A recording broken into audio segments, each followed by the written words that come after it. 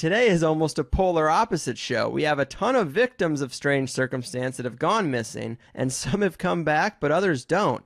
Yet we have almost no story or clues as to why they disappeared or what happened to them, because a lot of the clues we do have completely defy logic, and these could be victims of some of the earlier conspiracies or situations I mentioned, or we could be dealing with a completely new and different phenomenon altogether. One that you could say the National Park Service might even know about and is trying to keep a lid on.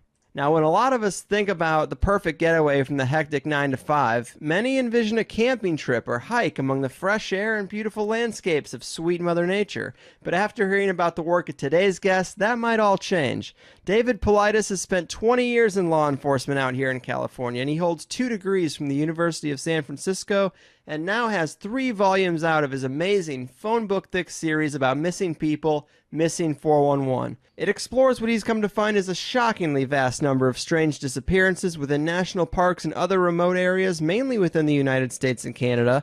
But as the research continues, it seems pretty safe to say that these odd commonalities among the missing extend around the globe. I've had a hell of a time reading about these cases, and I don't think I've ever been more perplexed by a topic that included so much data and evidence that something strange is clearly going on, and I can't wait to get down to it. David, my man, welcome to the show.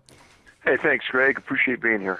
Yeah, thanks so much. I mean, you've created an amazing archive of missing people, and there seems to be a lot of curiosity and interest over the cases you've gathered because they're so strange, but and the sheer numbers are pretty staggering too. But I think there's kind of a tendency to see shows like Nancy Grace on TV or hear about these huge famous cases of a kid gone missing that we get every other year or so. And I think people are under the impression that the coverage of those cases, that's an indication of the amount of people and children that really go missing. But that's pretty far from the truth, isn't it, man? I mean, you filled 3 books at this point.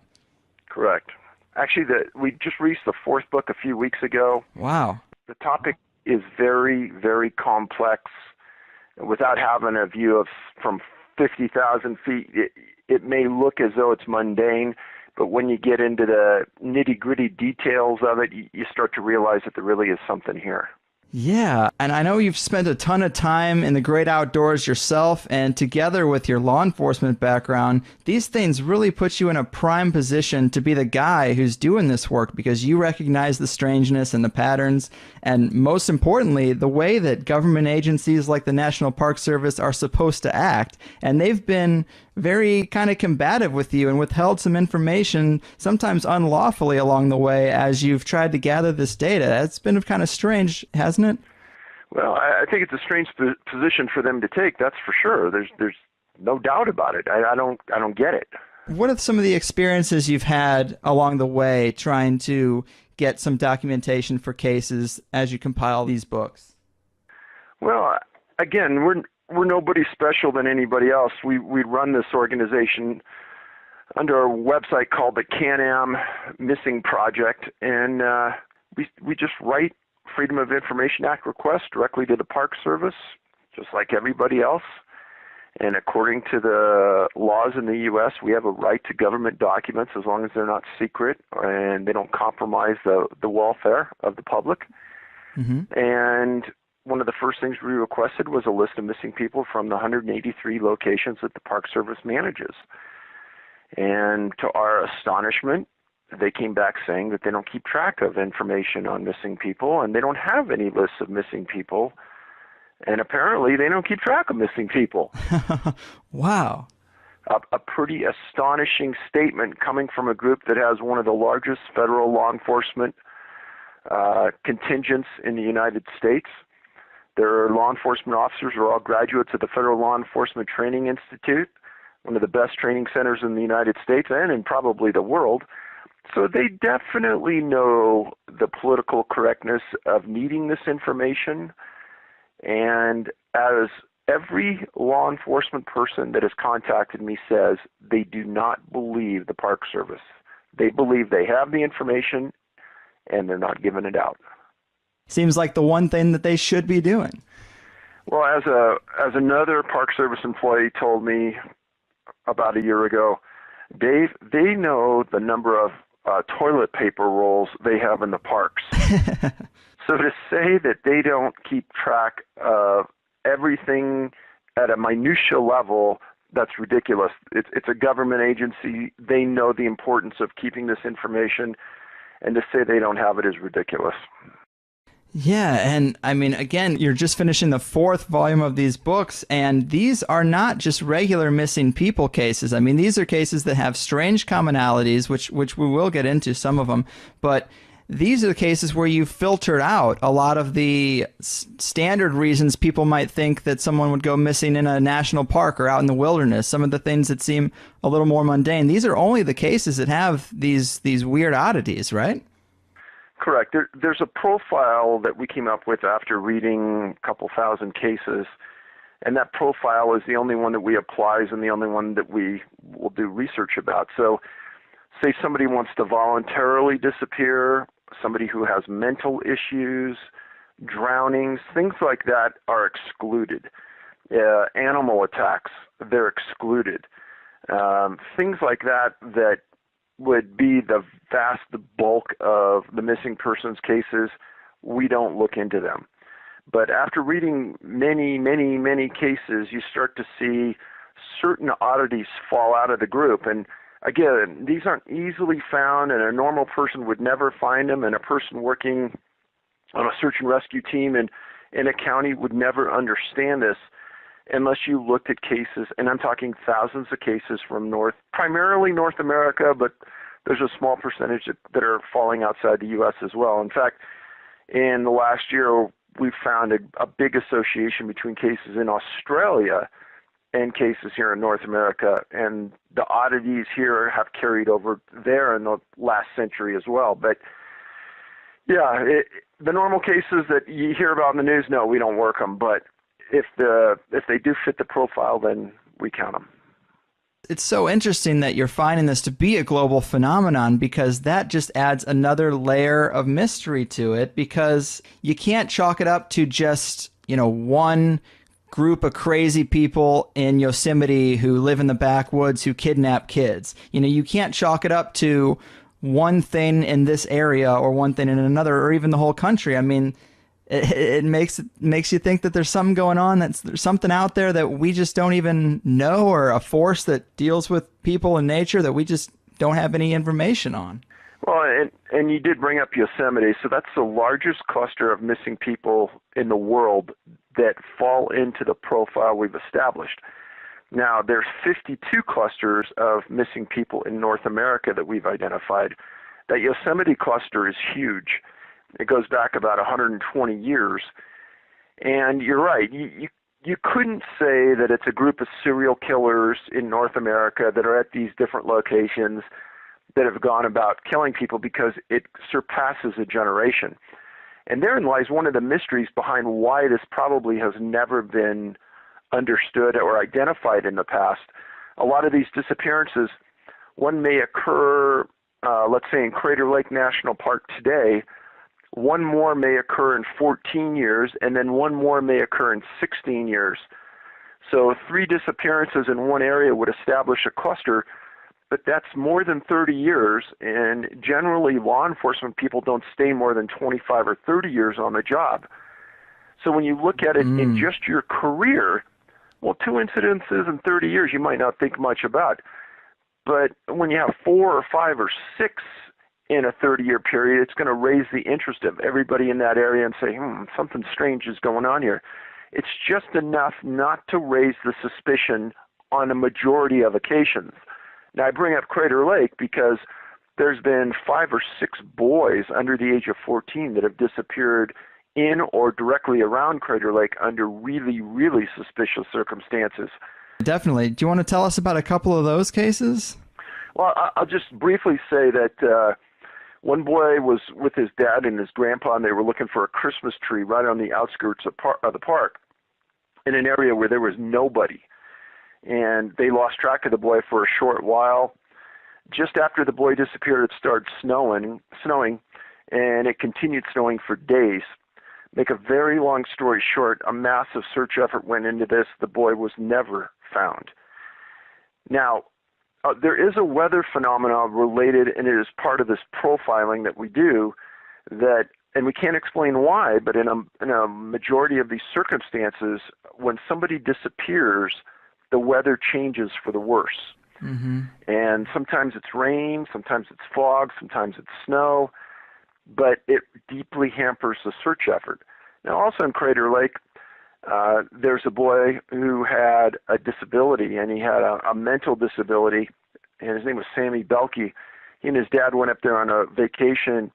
Sammy ran up on a mound of dirt on a turnout where they stopped, and he turned and he walked off the mound. The dad ran up to that mound, looked into the forest, didn't see the boy.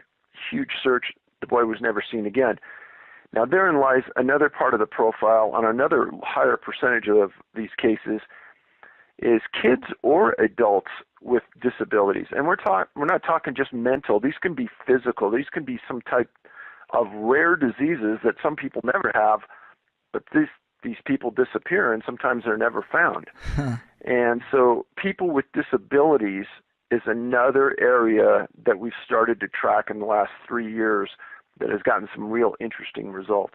Yeah, that is a weird one. I mean, I'd say probably the cases that interest me the most, the commonalities that seem most mysterious to me would be the ones where young children go missing and are found much further away than a child should be able to travel in the woods alone. And this happens time and time again, doesn't it? So I'm glad you brought that up, because I've given many talks in front of large groups, and I always ask the audience, I say, how many people in the room have kids? And usually it's about 2/3, they raise their hand. And I ask them, well, when you had a 2-year-old boy or girl, if we put them in the middle of the forest and we told them to walk out, and they didn't know the direction to walk out, how far would they go before they sat down and gave up or sat down and took a nap? And usually the answers range anywhere from 100 yards to maybe a mile. Right. And then I ask them, well, would they walk uphill or downhill? And usually it's 99% say downhill. And so I'd like to ask you, Greg, since you read a lot of the stories, what is a reasonable distance that a 2-year-old would walk, in your opinion, after reading? Man, I mean, I would say at max 2 miles. I mean, anything beyond that would seem super crazy. I mean, we're 2 years old. Think of how young that is. I would be surprised if they even got a mile. I mean, the woods are pretty treacherous. Like, it's kind of tough to climb over logs and over mountains and sometimes across big raging rivers. You know, it doesn't seem like they could get very far. And that's part of the point that the parents bring up in these discussions. They said, well, you know, a lot of kids don't start walking till 12 to 16, 17 months. Now you drop them in the woods with obstacles, creeks, like you said, logs. How far would they go, especially without an adult there prodding them? Right. That's the scariest thing. That's why I like this little section of stories, because it seems like there's some type of assistance. You know, it seems like there's some kind of intelligent, some kind of being that's able to pick up these kids and take them to areas that are miles away that they couldn't do on their own. So that's what's so eerie about it. But I guess to get into a couple of these cases, let's talk about this case of Tommy Jenkins. This kid was 2 to 3 years old in Fort Lewis, Washington, found 2 days later. What's his story? So that's an interesting one. For the people who don't know, Fort Lewis is in the central area of Washington. It's 33,000 acres. And in 1950, it was a big spot where the U.S. had approximately 6,000 soldiers on site and housed. And in the middle of it, there's an area called the American Lake, and it's a big lake kind of sitting in the center of the fort. It kind of bisects Highway 5 in that area, and it's a fairly pristine spot. Well, on May 4th, 1950, Tommy lived in a non-commissioned area of housing with his mom and dad, and they lived about 1,500 feet from the lake. Well, during that time span on that day, his mom kind of lost sight of him, and she knew that Tommy was playing with an Irish setter dog named Lassie that belonged to the next door neighbor. And I'll stop people there. Here's another part of this profiling, is that a large percentage of people and kids disappear with a canine. Mm-hmm. And I can't explain it other than it's fact. And we'll talk about that more later. But Tommy disappeared with this canine. He didn't arrive back for lunch. And if you have kids, you know, your kids aren't late for lunch. They're hungry kids. They come back and they eat. Well, when he doesn't come back, the mom gets scared, calls the husband, calls officials. The base commander did the right thing. He shut down the base, and within hours, he had over 1,000 soldiers searching for the boy.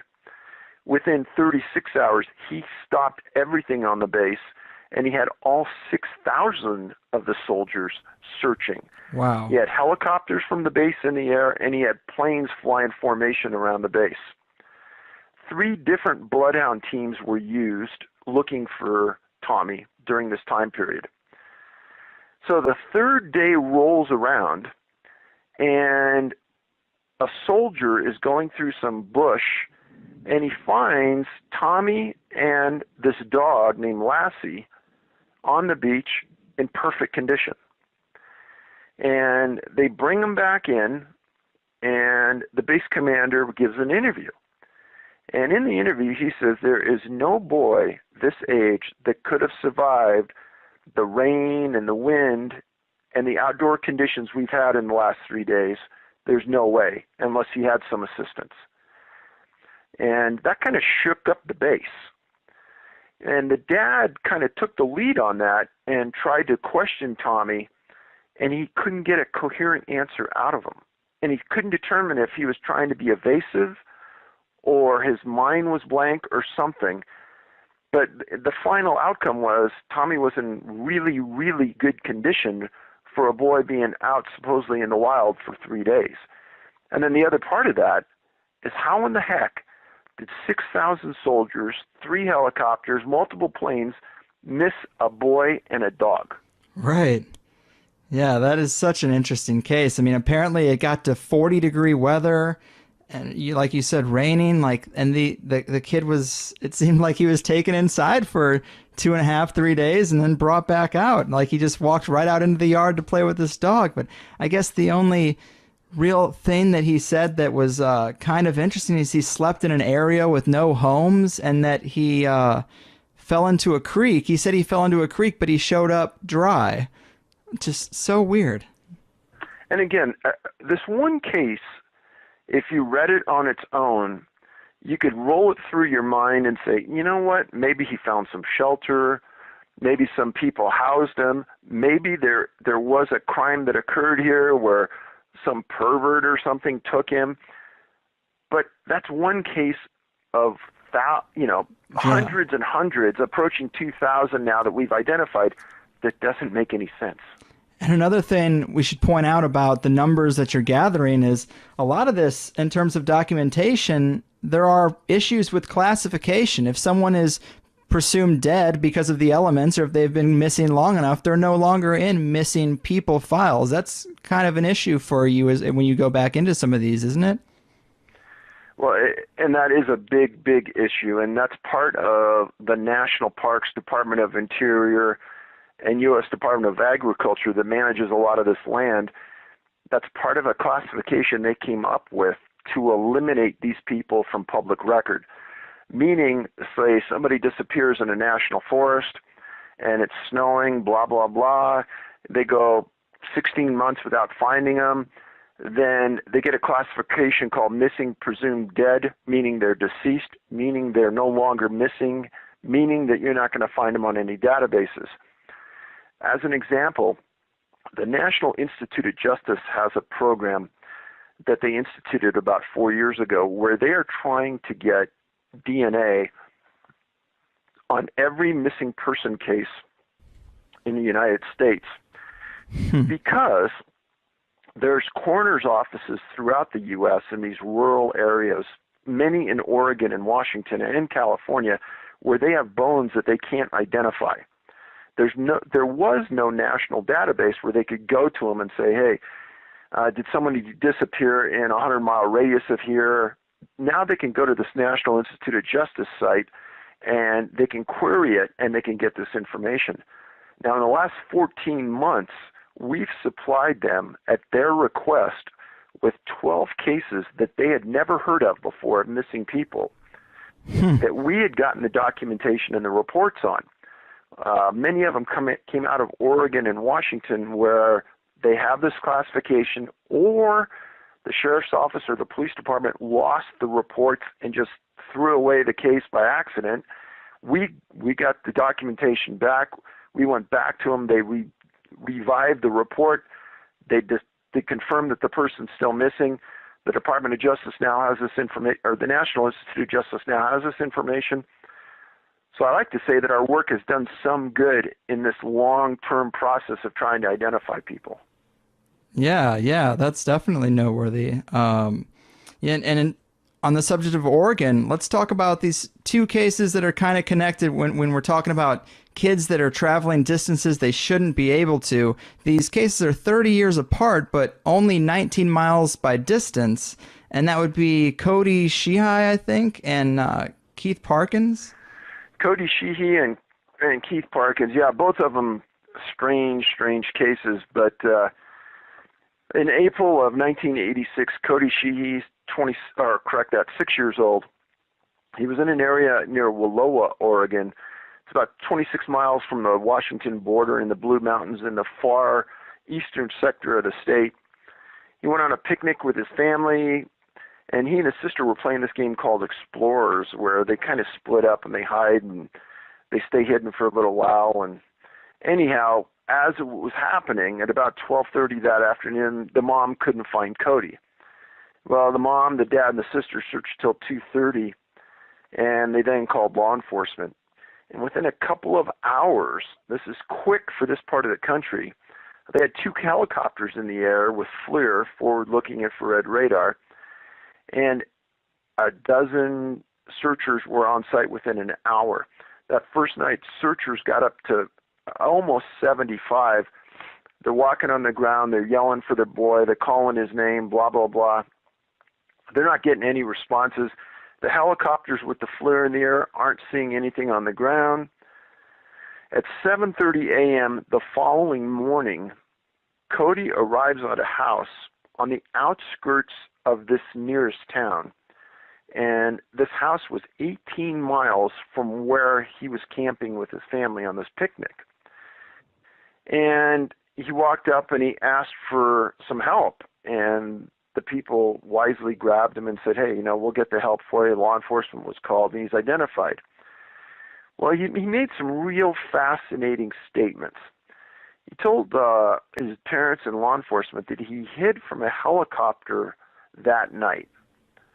And the interesting part was there were no helicopters up at night, and they don't fly at night because of safety reasons.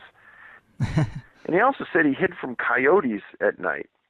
And that puzzled the people because they were out at night on foot, and they didn't hear or see any coyotes.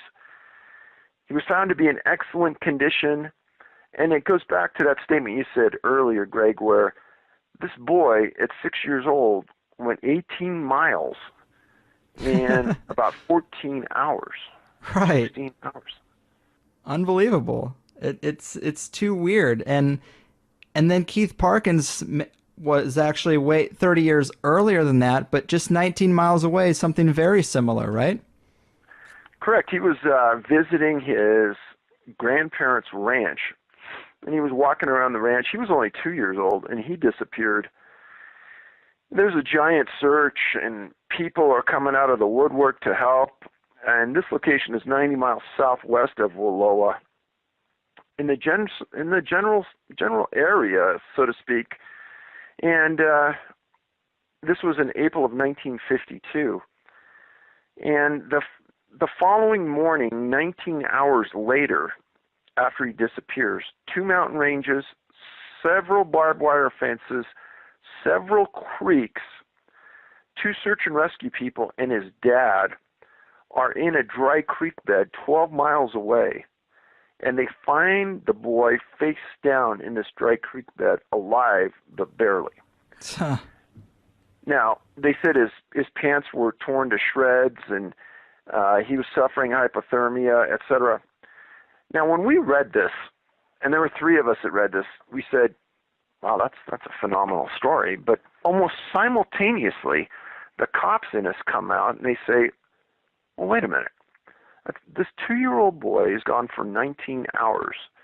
There isn't a search and rescue person in the world that would tell a dad and other workers to go look in a creek 12 miles away. That's ridiculous. Right. So our question to ourselves, and we threw this around a lot, is why were they there? What did they know, or why did they suspect that would be a reasonable place to even search? Mm-hmm. Yeah, I'd have the same question. It's very odd. And not only are there a lot of cases where these kids are found many, many miles away, but also sometimes in mountainous areas they're found miles up, which seems even tougher for a kid under 10 years old. One of my favorites, I thought, it's hard to say favorites, but one of the ones I thought was most intriguing was Kenneth Edwards, 5 years old, in Rosemont, California. You remember that one? Oh yeah. No, you know, the issue is that with these cases, as you know, because you've looked at them, is there are a series of disappearances that all kind of look the same after a while, and that's the baffling part. I mean, these kids that disappear, in your mind, you don't think, well, they're not really going to be found, 5 miles away and uphill. Right. And so search and rescue may not throw a lot of resources at it. But in Kenneth's case, again, 2 years old, April 4th, 1964, about 2 p.m., he's in an area near Rosamond, California, 5 miles north of L.A., right near the Los Angeles National Forest. His family took a trip, and they got into this area, and somehow or another, Kenneth got away from them. Well, the parents called the CHP, California Highway Patrol, National Guard, Kern County Sheriffs. Multiple bloodhound teams come into the area, and initially they started to question the parents because the dogs aren't finding any scent. And this is another part of the profiling, is that the dogs on these cases 99.9% of the time can't find a scent. So the sheriff's office moved their perimeter, meaning the area they're searching, from 2 to 5 miles out. And they're yelling for the boy. They're not hearing anything. They're not hearing a boy. They're not getting anything. So a Native American tracker came in. He didn't find any tracks of the boy. And then about 2 miles from the original camp, they find his jacket and his sweatshirt, which they thought was strange because it was really pretty cold outside. Mm-hmm. And then later on, they find him lying on a ridgetop on a cliff 7 miles from where he originally disappeared and 1,000 yards from the sheriff's command post, which they had moved. Now, he's found face down, which is an unusual way to find somebody, but a common way that people that we've identified are found. Mm-hmm. Now, the original story was that he was chasing a rabbit and got away from his parents. Well, there's multiple issues about this that don't make sense. First of all, how could the boy outrun his parents if he was chasing a rabbit? Yeah. How could he get 7 miles away at 2 years old, and how could he find and get on top of a cliff? Right. Yeah, the climbing is just, it's one of those elements that it adds even another layer of mystery. It's just like, it seems like they're being assisted by something, or we're just not giving enough credit to these 2-year-olds. I think that if you have kids, I think a parent is probably the best judge about the strength and the ability of their child, and I haven't heard too many say that could happen. Yeah. And there was another kid, Larry Lewis, who was pretty young, also in California. And my note here that I took says he was found several miles up from where he disappeared. You remember that one? That's that's even a more unusual case in that he was at kind of the foothills of the Sierra, the South Fork of the Mokelumne River in Calaveras County, June 9th, 1940, 5 years old, about 10 a.m. His family went up there for a trout fishing trip. His dad took a couple of the sons up the river, And as they were coming back down, Larry disappeared. Now, it's a pretty good-sized river, and so I think initially the thought was maybe he went into the river. But the U.S. Forest Service and Calaveras County Sheriff's Office did a pretty good job in rounding up 100 searchers to comb the area. And they worked it hard. And at 4 p.m. the following day, they found that Larry had traveled through his 24 hours. He had climbed in excess up and down 11,000 feet and 3 miles. God. And he was found sleeping in a thicket. Now, I'll stop the people here, and I know you know this, Greg, but in these books, in each story, there's at least one or multiple notes about where this information came from, and the articles and the author, etc. So if there's ever any question about the veracity of what I'm saying in here, you can always go back and check, and you can see that this is exactly what was said. Many times we get the search and rescue reports or directly straight law enforcement reports, and I know it's phenomenal to hear these things, and you think, oh, this is just an isolated case. But that's what makes the books interesting, is that these aren't isolated cases. Mm-hmm. Mm-hmm.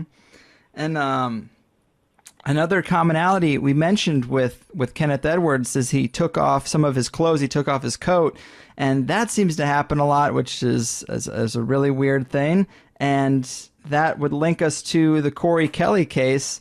Not a kid, 38 years old, but definitely had an issue with the clothing, right?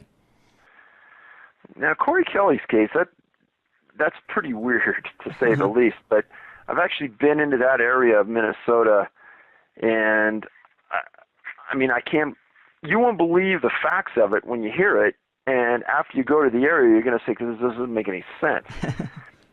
It's the Red Lake Wilderness in far northern Minnesota, October 16th, 2006. Corey was 38 years old. He had been to this area many, many times. He knew it well. Him and one of his best friends named Jim Neprud and Jim's Labrador dog went to the area to go hunting. And as the men were setting up camp, Jim realized that they needed some gas for their stoves. And so Corey said that he was going to wait with the dog while Jim went into town, and Corey was going to take the dog, and they were going to do some grouse hunting. So Jim left. Jim comes back in an hour and a half, and Corey's gone. And it's about 7 o'clock at night. So Jim sets up the car, honks the horn, flicks the lights. He's not getting any response for Corey or the dog. And he finds some people that are in another adjoining camp that were leaving, tells them to call for law enforcement.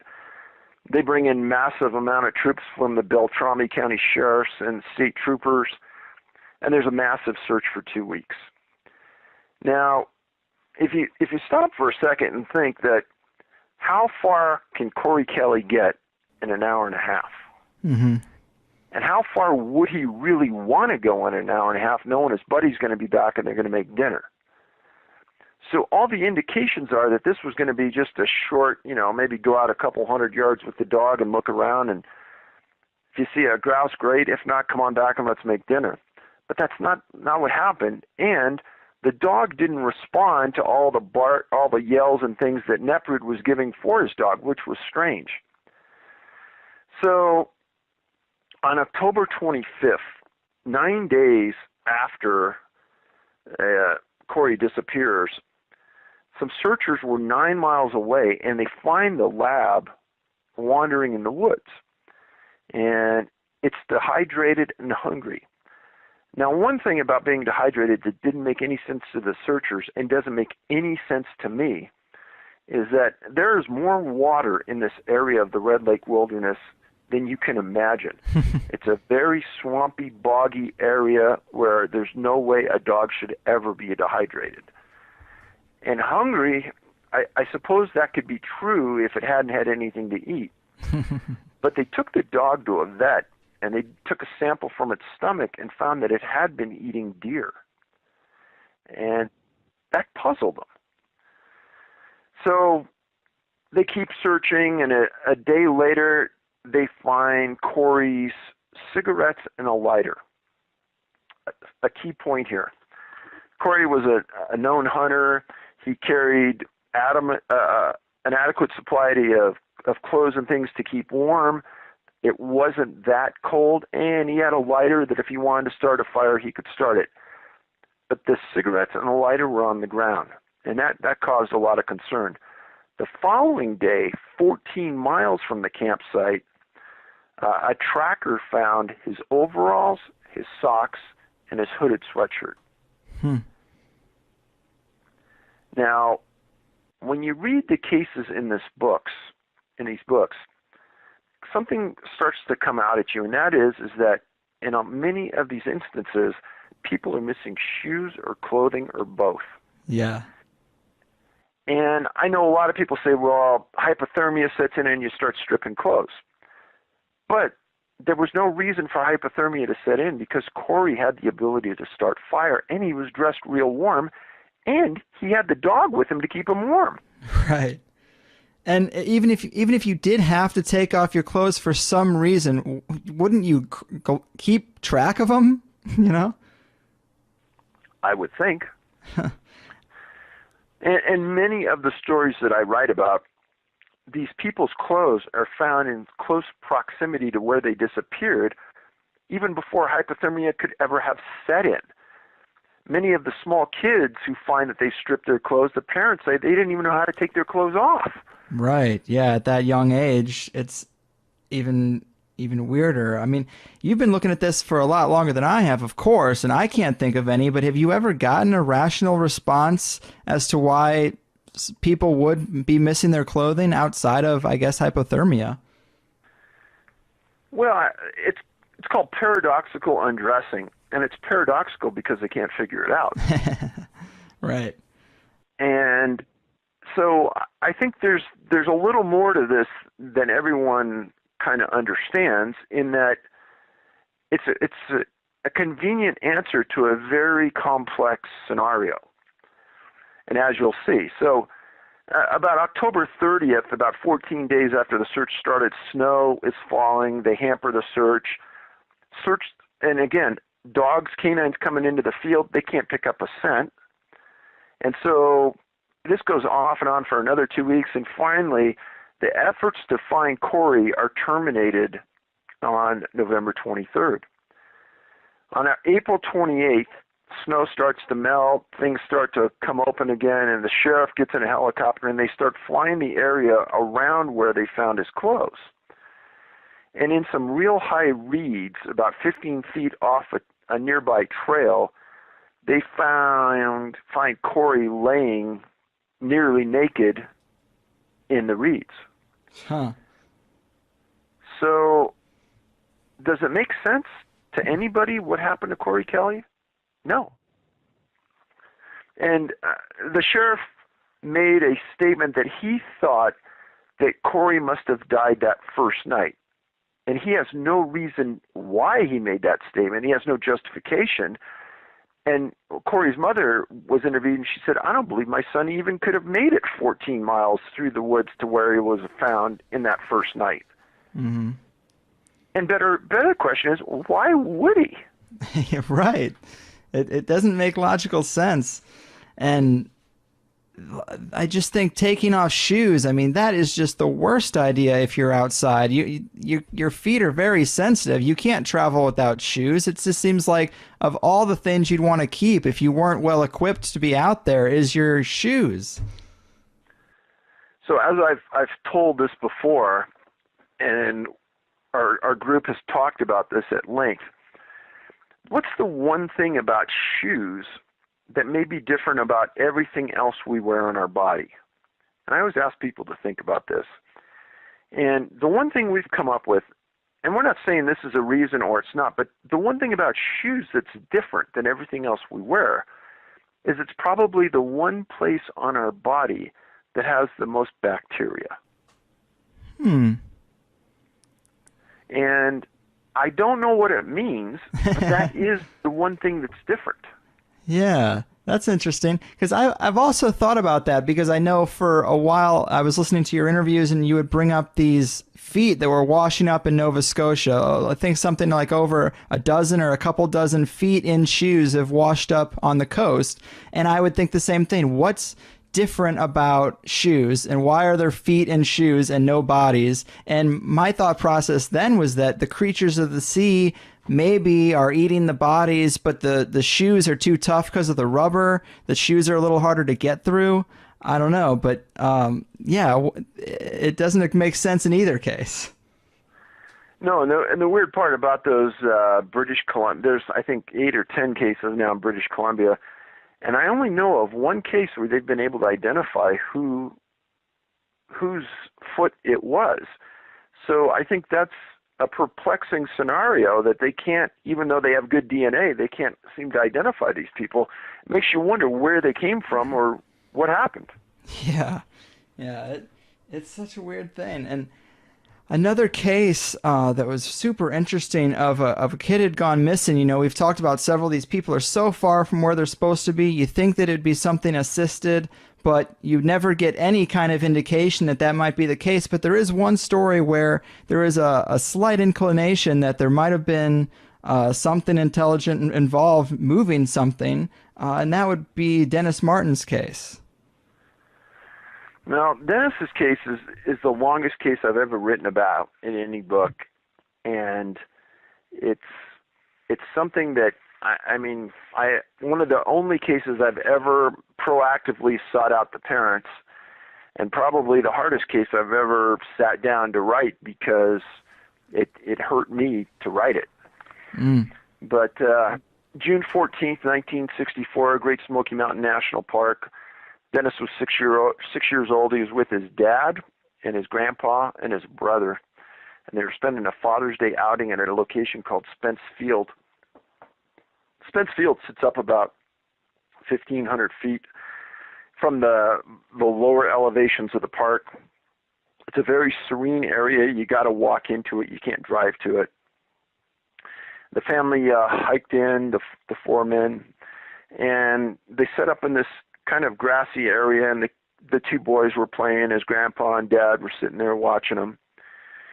And there's a lot of really, really strange things that happen with this case that nobody could ever explain, and the odds would be phenomenal. But as they're in the middle of this wilderness setting in this meadow, another family comes up to the Martins and asks them if their boys and their family could play with the Martin boys. Mr. Martin stood up, shook their hand, and goes, "Hey, my name's so-and-so Martin." And this family turned around and said, "Oh, wow, our last name's the Martins as well." Huh. Now, what would be those odds? You know, you think about that. That's pretty strange. And through the Spence Field area runs the Appalachian Trail. And during the years, I've written a lot about the Appalachian Trail and the unusual things that have happened along it. And there's many strange things. But through Great Smoky Mountain National Park in this area, the trail runs. So the families sit down and the boys start playing a game of hide and seek. And Mr. Martin tells me that he's sitting in the chair and he watches Dennis go up to this bush right on the edge of the wilderness at the end of this meadow. And Dennis hides behind the bush and he goes, "I'm looking at it. I'm about 50, 60 feet away." And he says, everybody comes out from playing hide and seek and Dennis doesn't come out. So he says, I call the name and then I start walking over to the bush and I get behind the bush and Dennis isn't there. And he goes, something in my gut told me something really bad happened. And the Appalachian Trail is right next to where Dennis was, and Mr. Martin took off. He was in excellent shape. He took off running for 2 miles down the Appalachian Trail as everyone else is looking for the boy. And he comes back, and nobody can find him. So the grandpa takes a quick stroll down the mountain to get help as everyone continues to look for Dennis. Now, simultaneously as this is going on, a family from outside the area drives into Great Smoky Mountain National Park and goes up to a ranger and asks them where they can go, where they can see bears. And the ranger says, hey, you go to this area right outside of Cades Cove called Rowan's Creek, and there's a lot of wildlife there. You should be able to see something. Family says, okay. So family parks their car, and they start walking up this valley. I've been in the valley. It's pretty thick, pretty rugged, beautiful. And this is another unusual coincidence. The last name of this family is the Key family, K-E-Y. And astonishingly, in the opinion of many, this is the key point of this case.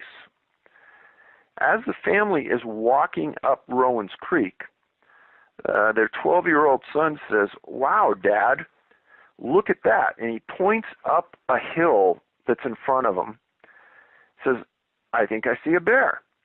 At about this time, this family hears this scream, described as earth-shattering, the loudest scream they've ever heard in their life. And they look up the hill, and they see this thing hiding behind trees, apparently trying to avoid detection by the family. Hmm. And the dad says, well, son, I don't think that's a bear. I think that's a man. And this thing continues to dodge the trees, but the people get a pretty good look at it. And eventually they lose sight of it, and they go back to their car. Now, at 8:30 that night, the disappearance of Dennis happened at 4:30. At 8:30 that night, the rain starts to fall, and it falls hard at a rate that by midnight there was 2.5 inches of rain in the park, and it continued to rain like that for the next 7 days. Now, there was a huge response from the U.S. Air Force, National Park Service, local jurisdictions, etc.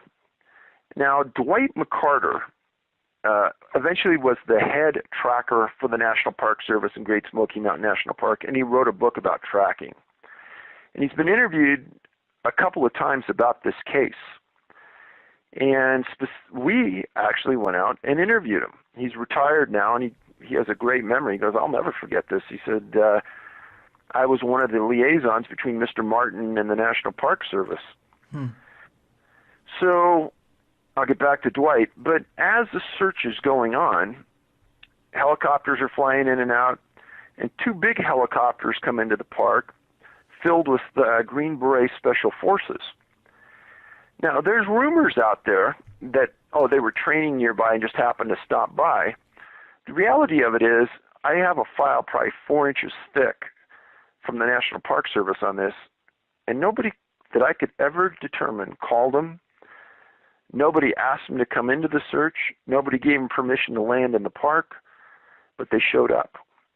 And McCarter told me that when they came in, they set up their own camp away from everyone else with their own communication systems. And when the National Park Service says, well, why don't we put 3 of your guys with 1 of our guys since we know the area and we could be more efficient searching, they said, no, we'll search by ourselves. Very, very strange, according to McCarter, that no other group had ever done that before. So at the maximum point, there were almost 1,400 searchers inside the park looking for Dennis. And the FBI sent an agent to, quote-unquote, monitor the case, but they didn't suspect that the crime had occurred, but he was going to monitor the case. So the day after Dennis disappears, on the front of the Knoxville Times is a picture of Dennis Martin about this disappearance. The Key family reads it and says, wow, the times are kind of close.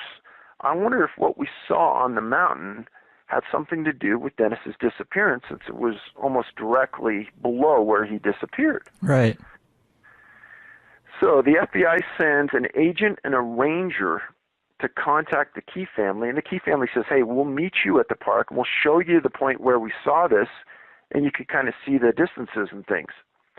FBI says, no, we'll meet you at your house or somewhere in between, but don't come to the park, which is wrong, because as an investigator, you want to see the distances and see if they could see what they claim to see. And so it seemed odd. And Mr. Martin had an agreement with the FBI and the Park Service that any leads that they had on this case, that they would immediately come to him and tell him. He never left the park.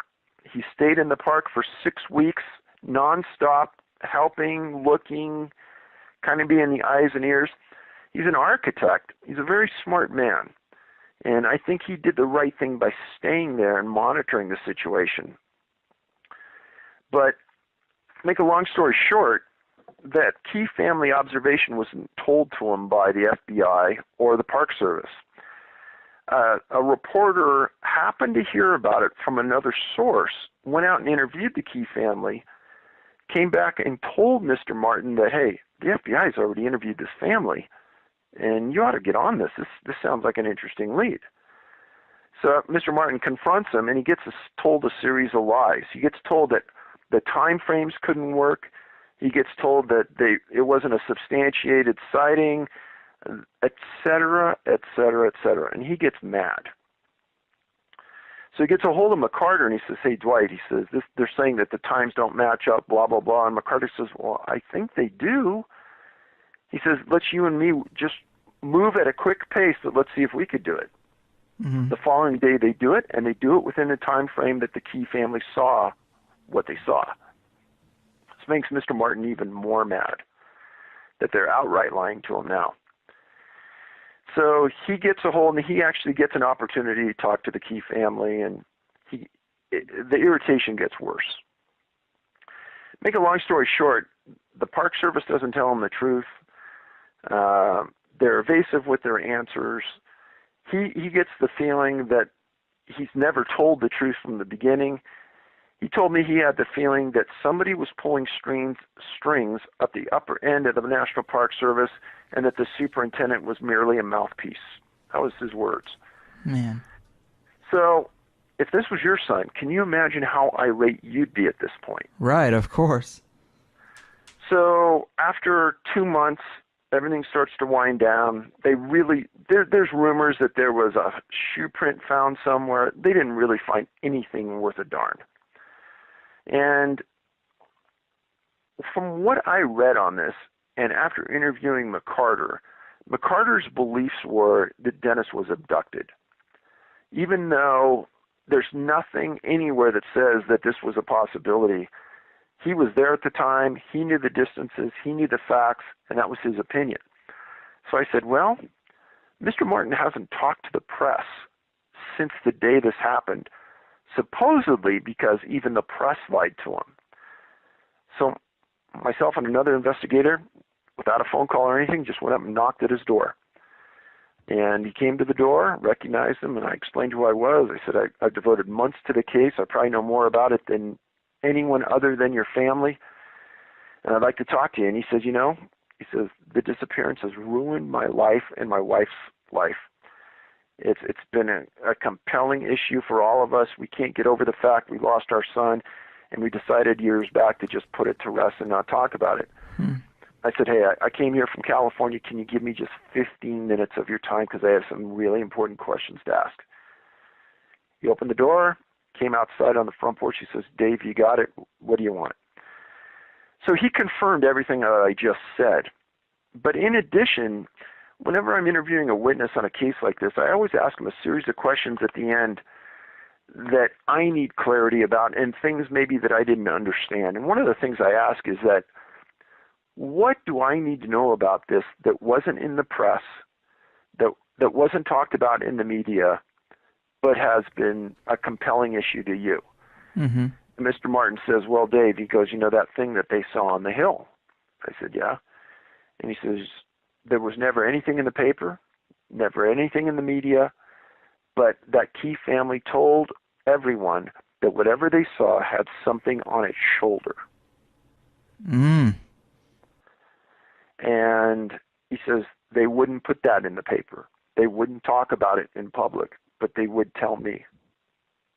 Man, that is such a fascinating case with so many details. It is super sad. And if I'm not mistaken, isn't there another detail about an FBI agent that was investigating a lot of disappearing people in that area? Yeah, there was. And when I started to look into this case, there were several others in the general region that disappeared. But in addition to Dennis, there were also 2 other people that disappeared inside that park after him under suspicious circumstances. And in all of these cases in the park and around the park, there was the same FBI agent that was sent by the Bureau to quote-unquote monitor the case. Now, when an agent is sent to monitor a case, every day he writes a series of notes that get sent to Virginia to the profiling center, where other agents look at it and they try to find matching cases in other areas that are similar. And similar to what I'm doing on these cases. And this agent did this in all of the cases. And after a while, whatever agent is writing it will get responses from headquarters about, this matches this matches that, blah, blah, blah. Well, in my conversations with Mr. Martin, I said, okay, so yeah, the Key family saw this. And I said, wow, that's pretty impressive. He says, yeah. And he says, Dave, I know you also wrote about these other cases in the area. And he said, you specifically mentioned this FBI agent. I said, yeah. And he says, do you know that FBI agent committed suicide? I probably had a deer in the headlights looking at him. He said, no, that's true. And after we left, we did confirm that agent did commit suicide. Wow. It's like this case of all cases is the one that makes me think that they know more about what's happening and they're covering something up. And the answer that I've heard you give in the past for why this might be is just they don't want to lose park revenue because it is such a huge thing for their states and everyone wants just the nice cuddly image of Smokey the Bear. They don't want to think about anything else dangerous out there. Well, one of the things in the latest book that I wrote about is I got pretty lucky. I was in a national park, maybe it's 1.5 years, 2 years ago now, with another investigator. And we were listening to a group of rangers talk in a small shed at this national park. I just stood in the doorway and listened, and there were a couple of guys in plain clothes that were also chiming in, older guys. And I could tell this one guy really knew a lot, and he was either a retired ranger or something. But I followed him out into the parking lot and I introduced myself, and we ended up having this lengthy conversation.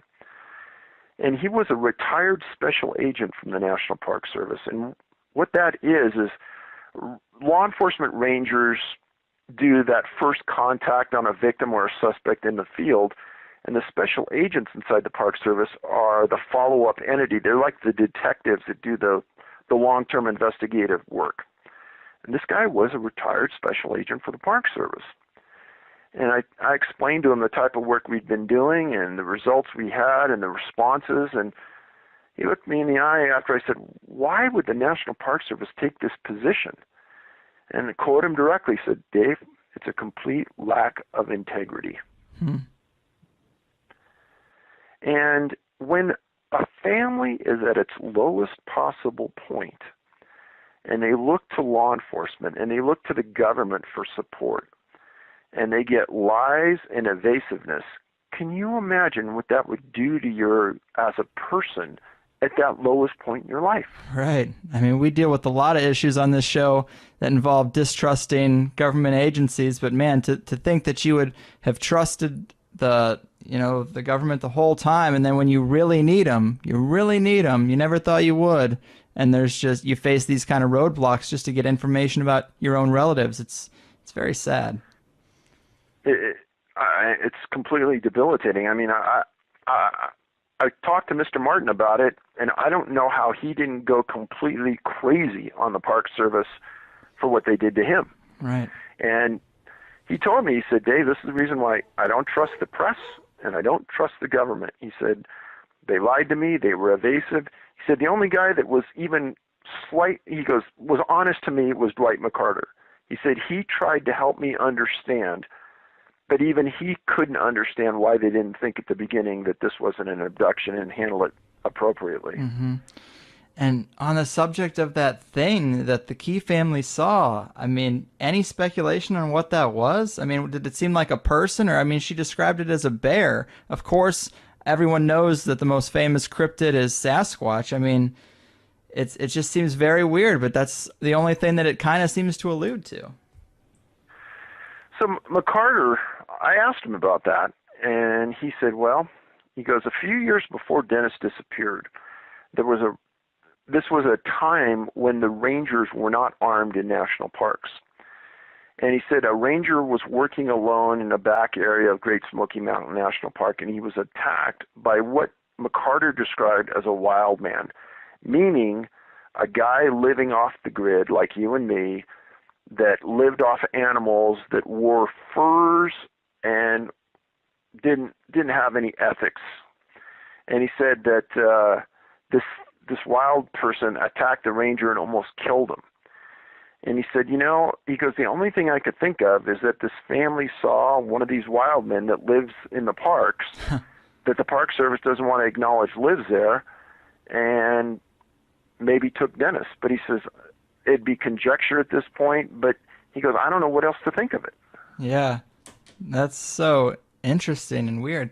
And on another radio show, I heard you talking about this case, and you had alluded to, or you just kind of mentioned in passing that there was a remote viewer report that was fairly interesting, and I was pretty intrigued by that. Do you have any details on what that remote viewer saw?